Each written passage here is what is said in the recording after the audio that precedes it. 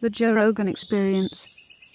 What is disturbing both of you most about what's going on right now?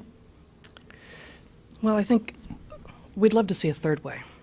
So they're the pre-moderns, as it were, who have a very traditionalist, Try to conservative get approach. this sucker up close to you. Sorry. Sorry There- about that. No Better? worries. Yeah, perfect. The pre-moderns who have a very traditional, conservative approach to gender roles, to sex, to relationship. And there are a lot of us in the modern world who would reject a lot of that. And then there are the postmoderns who want to throw out everything, want to throw out everything that evolution handed us, and in the meantime pretend that it didn't happen, right? Pretend that it's not even based on reality. And there's a third way, and maybe we need to call it modern as opposed to pre or postmodern. But there's a third way to navigate what evolution has given us, what we can change, what we can't change, and how to actually recover some of the sexiness in sex and the love in love and the romance in romance, and understand that human beings are what we are from not just 100 years back, but 1,000 and 10,000 and 100 million years back. We've had sex. Since you both taught at a university level, you've been around these students and you've seen this sort of postmodernist movement gain steam. What do you think is the cause of it? Like what is the reason why people are projecting this sort of distorted idea that there's no differences between men and women, and that all the differences in the genders are it's all propaganda or cultural or... So I think it actually arises from a relatively simple cause, that we all detect there's something not right about what we've been taught. We detect there's something not right about the way civilization is structured. We can tell that there's nobody really at the helm. And you have a lot of people who are faced with some issue that to them is incredibly glaring, something that just absolutely needs to be solved. And so what they do is they look at that issue and they say, what would we have to say in order for that issue to be fully addressed? And the problem is that we're dealing with a complex system. And if you optimize for any one solution, you cause a catastrophe across all of the other things that it's connected to. And if you're not focused on those unintended consequences, you tend not to understand why people are resistant to your solution. So, for example, let's deal with the transgender issue. For the transgender community, and this is not a monolithic community. I actually know quite a number of people within it who have a heterodox position. But in general, there's a sense that it is disrespectful not to simply recognize anybody who has decided to transition as a full-fledged member of the sex to which they have moved. That seems right. And if you are focused on the humanitarian side of the question, maybe it even is right. But the problem is, if you say a person who identifies as a particular sex is that sex, suddenly you've actually caused a whole bunch of consequences that you weren't thinking of over in a biology class, over in the prison system. I mean, is it true that somebody who says that they are female gets to go to a women's prison? Do we want to put violent sex offenders in a women's prison because they declare themselves to be female? So not tracking the consequences that were not in your view when you decided on a particular solution is the reason that so many people have signed up for these really absurd notions.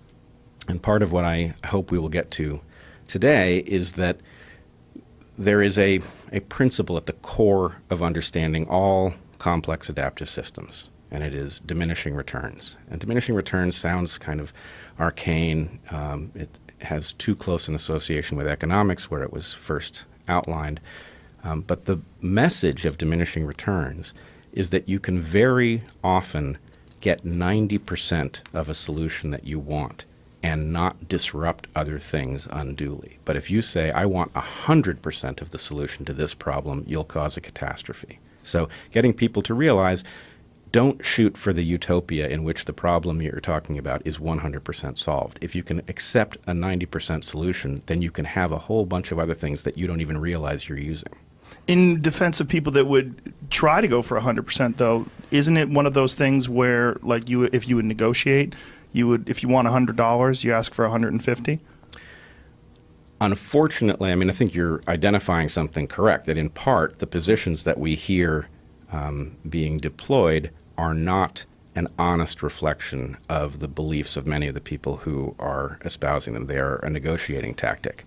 But we can't do that with biology. You can't negotiate with biology. Biology is what it is, and then we can talk about which parts of it are amenable to being changed. And as Heather pointed out, we're not advocating for a return to some traditional way of interacting between the sexes. We're advocating for an enlightened way that takes advantage of the freedoms we have that our ancestors didn't, and tries to navigate the hazards that we're stuck with. So you can't negotiate with biology. You really ought to listen to what it is that nature is telling you, and then say, all right, what does that leave open? Where can we shift things? But if you're going to require that we lie about what's true biologically in order to navigate to a solution, I guarantee you it will be unstable in the end. Yeah, the zeitgeist has begun to include such nonsense as chromosomes exist on a continuum. You know, there are X chromosomes and there are Y chromosomes. I haven't heard that one. One of our children just heard that at his school. What did they mean by on a continuum? Who even knows? I don't think they meant anything. I think what they intended to do was carve out freedom from a biological truth. And so if you say chromosomes are on a continuum, then it's very hard to disagree with that, because it doesn't mean anything that we can unpack. Well, I would say it's actually really easy to disagree with it and say, no, gametes aren't on a continuum. Sperm is sperm and eggs are eggs. Sorry, discrete, two of them, right? Chromosomes also not on a continuum, at least in mammals. Sex, yeah, a continuum. Intersex is real, but it's strongly bimodal, right? There are males and there are females, and there are a few people, it's rare but real, that there are intermediate phenotypes. And gender is even more of a continuum, but still strongly bimodal. Have you folks heard about that new crayfish that they're battling in Europe? There's a giant crayfish in Europe that's female only, and essentially is a clone. They reproduce by cloning. So they don't need a male partner, and they're going crazy. And there's a lot of them. For your first two sentences there, it sounded like there was a giant crayfish descending on Europe. It was a female, and she's mad. She's pissed. She's tired of all these lobster dinners. Yeah. No, that's right. And that's going to work for a while, right? And asexuality has actually evolved in a few lineages, a few vertebrate lineages. There are some lizards that are asexual, and it's all females, and it goes great until the environment changes. Because if you're cloning yourself, your children are going to be exactly the same thing that you were. So if you were a good fit for your environment, the next environment better be the same, or else your kids aren't going to be a good fit. So my feeling is that crayfish, I haven't followed the story a lot, but that crayfish is going to do terrifically moving into exactly the landscapes that it first mutated into existence in.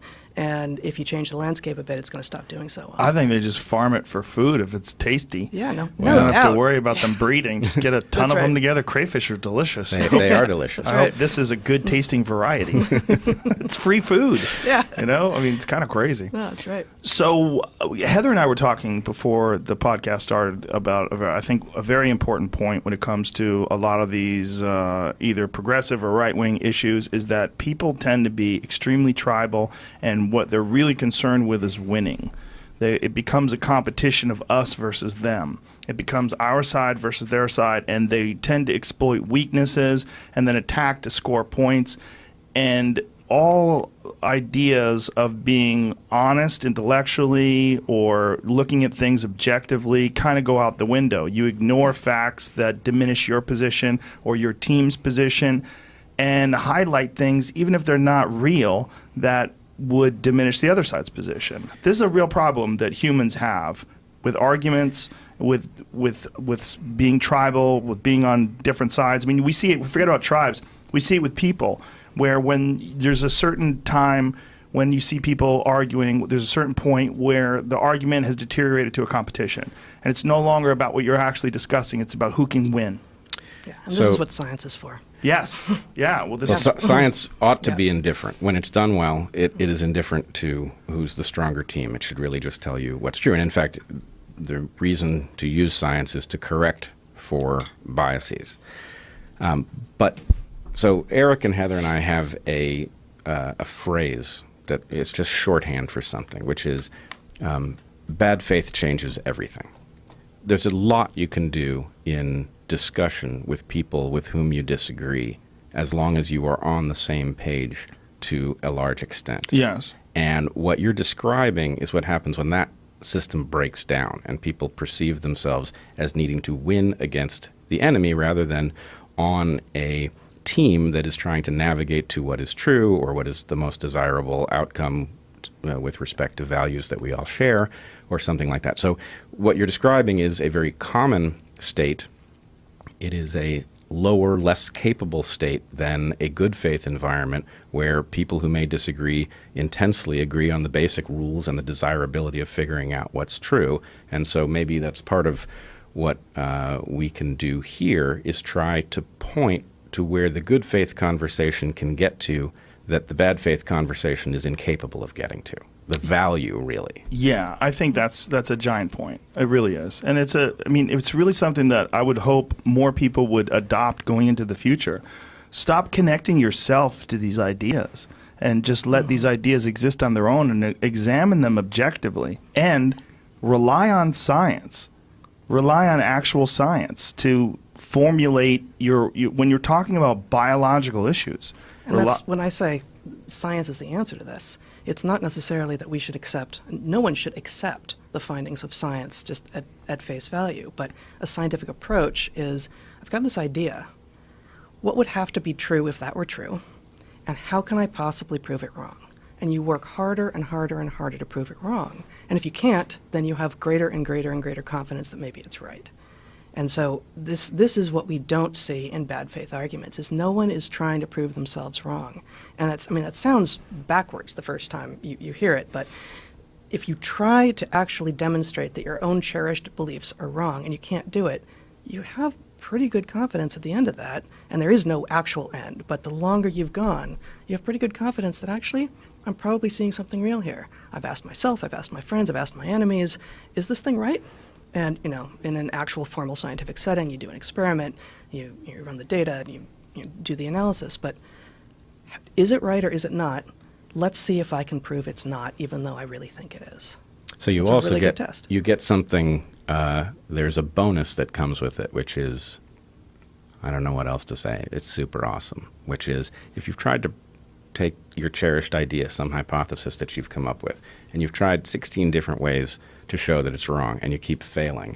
Well, every one of those things you did to see whether what you thought was true is actually false now prepares you. When somebody now challenges you and they say, oh, but you haven't thought of this. Well, you have.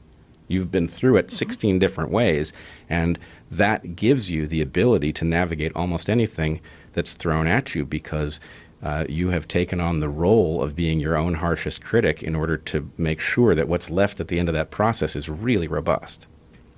The other thing that I want to insert here is that I think, I don't want to be put in the position of defending everything that's been published in the scientific literature as true because it looks like science. A lot of it isn't. A lot of what's published in the scientific literature is not valid. The methodology does not establish what people claim it does. And that's a big hazard for people like Heather and myself because you have to sort the wheat from the chaff in order to figure out what to defend and what to be agnostic about. But I do think those of us who more or less get the story of what, let's say, human sexuality is about at a scientific level, and there's still a lot of mystery, but there's an awful lot that those of us who have studied it are in agreement about, and civilization is not yet on the same page with those of us who have looked at it scientifically. One thing we have failed to do, I think, is to articulate what you will get in exchange for signing up for a scientific worldview on this topic. People do not realize that a scientific worldview is actually the thing that empowers you to navigate your own love life in an intelligent way. It will let you... And it's a lot more fun than it sounds when you say it that way. Yeah, it's well, there are all of these famous arguments about unweaving the rainbow, or somebody challenged Feynman that he was the kind of guy who would take apart a flower and destroy its beauty in order to figure out how it worked. And This Feynman, is the trope. Science will destroy beauty. right, and it's It not won't. true. No. It's not true. You will get a lot of value. You will waste less of your time on people that you shouldn't be interested in if you understand what game they're playing, even if they don't understand.